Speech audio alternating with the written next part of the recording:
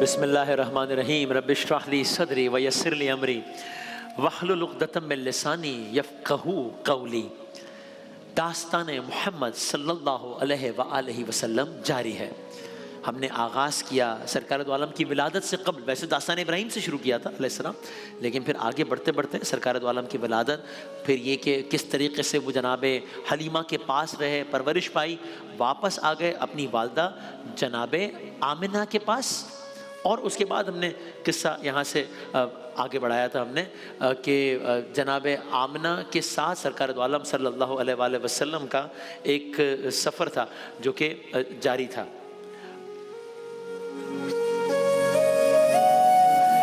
تو اب وہ کیا سفر ہے وہ آپ کی خدمت میں عرض کرتے ہیں۔ ہم نے کل آپ سے عرض کیا تھا کہ جناب آمنہ اور کا ایک بڑا عجیب و غریب ایک سفر ہوا ہے، بڑا ایک جذباتی قسم کا سفر ہوا۔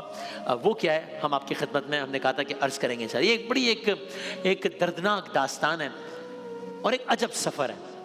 آغاز کرتے ہیں۔ دیکھیے سرکار دو عالم صلی اللہ علیہ وآلہ وسلم کے والد کا انتقال مدینے میں ہوا تھا، قبر مبارک بھی مدینہ میں تھا، اور ان کا انتقال سرکار دو عالم کی ولادت سے قبل ہی ہو گیا تھا۔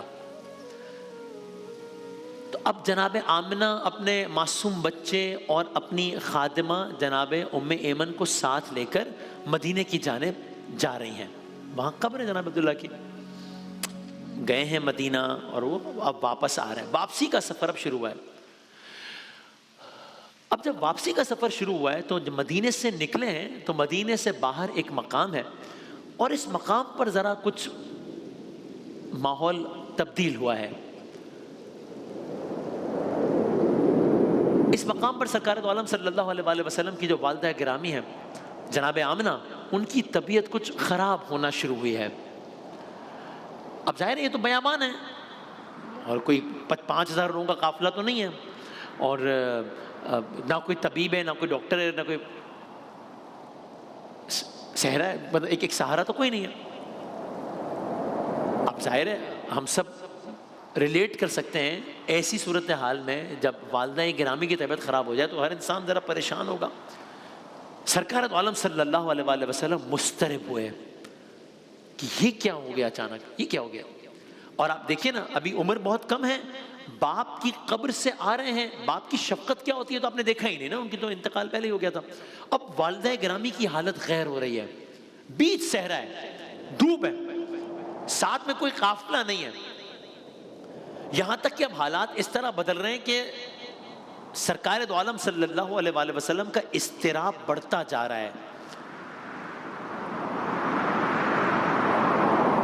اور آپ کے اضطراب کا عالم اس وقت مزید بڑھ گیا جب آپ کی والدہ گرامی نے اپنے 6 سال کے معصوم یتیم بیٹے کو اپنے سینے سے لگا کر رونا شروع کر دیا ہے۔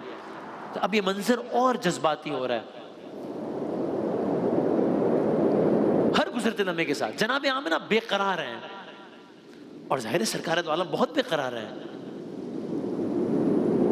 ماں کہہ کر مخاطب کرتے ہیں۔ اب یہاں پر اس عالم میں جناب آمنہ اور سرکار دو عالم صلی اللہ علیہ وآلہ وسلم کا مکالمہ ہوتا ہے، اور یہاں جو منظرنامہ جنم لیتا ہے وہ اور زیادہ مضطرب کر دینے کے لیے کافی۔ یعنی دیکھیے ہم سرکار دو عالم صلی اللہ علیہ وآلہ وسلم کا میلاد مناتے ہیں، جشن مناتے ہیں، آپ ذرا ان کی زندگی کا یہ روپ بھی دیکھیے کہ جہاں اب وہ ان کے اضطراب کا عالم بھی تو دیکھیے، ان کی یہاں مظلومیت کا عالم بھی تو دیکھیے۔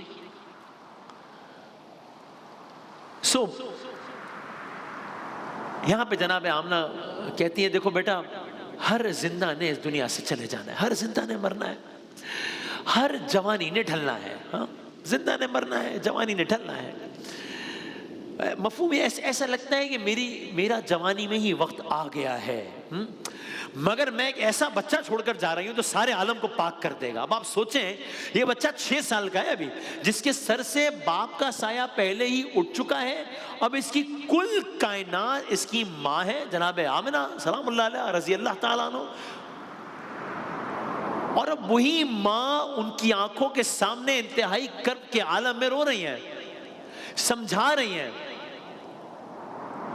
اور حالات کچھ ایسے لگ رہے ہیں کہ ابھی کبھی بھی کچھ بھی ہو سکتا ہے۔ لیکن بہرحال یہ سلسلہ جاری رہا منظرنامہ مزید مختلف ہوتا رہا یہاں تک کہ وہ مرحلہ آ گیا کہ اب ظاہر خداوند تعالیٰ کے تو اپنے فیصلے اس کے آگے، تو پھر اب سرکار دو عالم صلی اللہ علیہ وسلم یہ سارا منظر دیکھ رہے ہیں، محسوس کر رہے ہیں، صحرا ہے، اکیلے ہیں، تنہائی ہے، باپ کی شفقت نہیں ملی ہے، ماں یہ کہہ رہی ہے، یہاں تک کہ چلتے چلتے آنکھوں ہی کے سامنے سرکار دو عالم صلی اللہ علیہ وسلم جو کہ ہم جو کہتے ہیں نا فدا کا بھی امی یا رسول اللہ صلی اللہ علیہ وسلم، آج رسول اللہ صلی اللہ علیہ وسلم کی والدہ کا آپ یہ قصہ سن رہے ہیں کہ اس عالم میں ان کی آنکھوں کے سامنے ہی ان کی سب سے عزیز ہستی انہیں تنہا چھوڑ کر دنیا سے رخصت ہو گئی ہے۔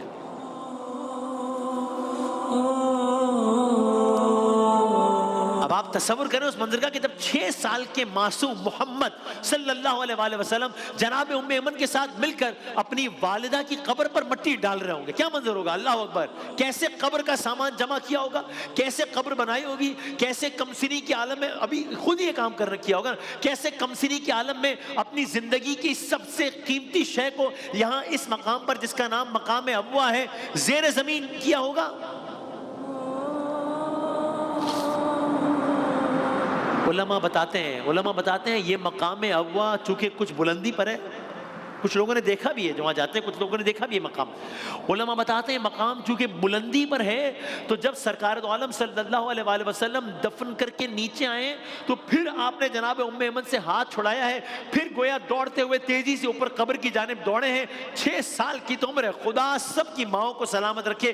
ام ایمن پیچھے دوڑی ہیں، چشم فلک مقام ابوا پر ایک عجب منظر دیکھ رہا ہے، زمانے بھر کے یتیموں کا سہارا اپنی یتیمی پر آنسو بہا رہا ہے، مصطفیٰ رو رہے ہیں۔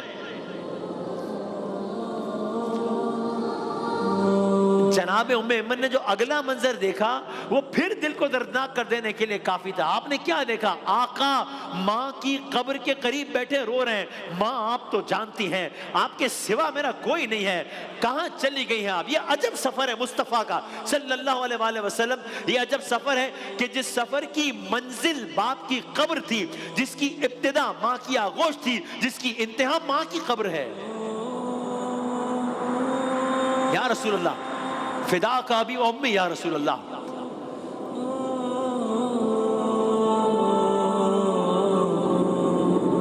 یہاں تک کہ اب سرکار دو عالم صلی اللہ علیہ وسلم کو بمشکل قبر سے جدا کیا ہے، کوئی نہیں ہے، نہ بہن نہ بھائی نہ باپ، بمشکل قبر سے جدا کیا ہے، اٹھنی پر سوار ہوئے۔ میں نہیں جانتا ہمارے آپ کے زمانے بھر کے یتیموں کی دلجوئی کرنے والے، زمانے بھر کے انسانوں کی دلجوئی کرنے والے سرکار دو عالم صلی اللہ علیہ وسلم کو اس وقت کیا عالم ہوگا۔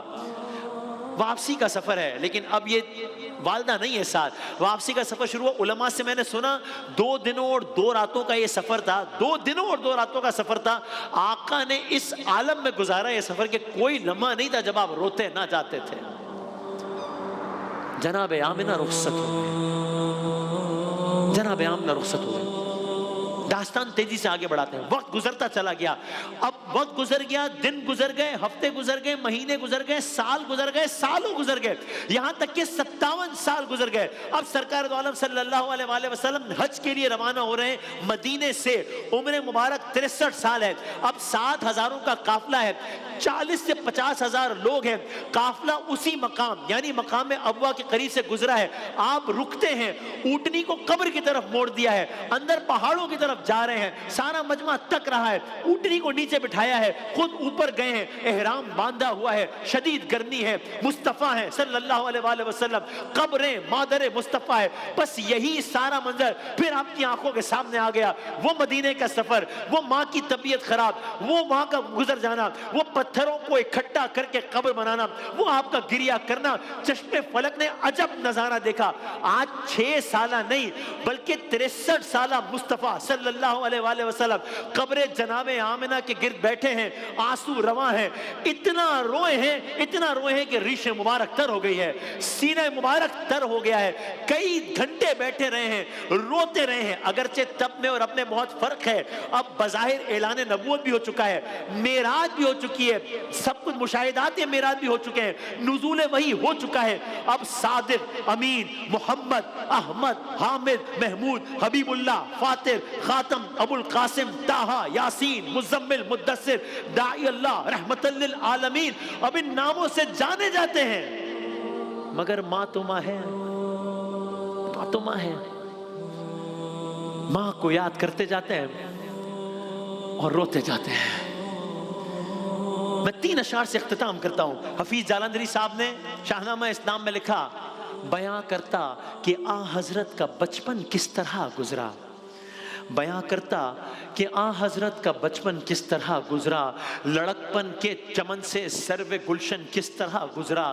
بیاں لازم تھا صحرائی وطن سے گھر میں آنے کا، محمد کے دوبارہ دامنے مادر میں آنے کا. مدینے کے سفر میں ماں کی ہمراہی بیاں کرتا، پدر کے مدفن راحت سے آگاہی بیاں کرتا. بیاں کرتا وفات آمنہ کا حال حسرت زا. بیاں کرتا مقدس ہو گیا کیوں خطہ ابوا. بیاں کرتا کہ جب اٹھتا ہے سر سے سایہ مادر، یتیم اس وقت آنسو پوچھتے ہیں منہ سے کیا کہہ کر. بیاں کرتا کہ جب غربت میں یہ صدمہ گزرتا ہے، یا رسول اللہ یا محمد. بیاں کرتا کہ جب غربت میں یہ صدمہ گزرتا ہے تو 6 سالہ یتیم اس وقت کیسا صبر کرتا ہے.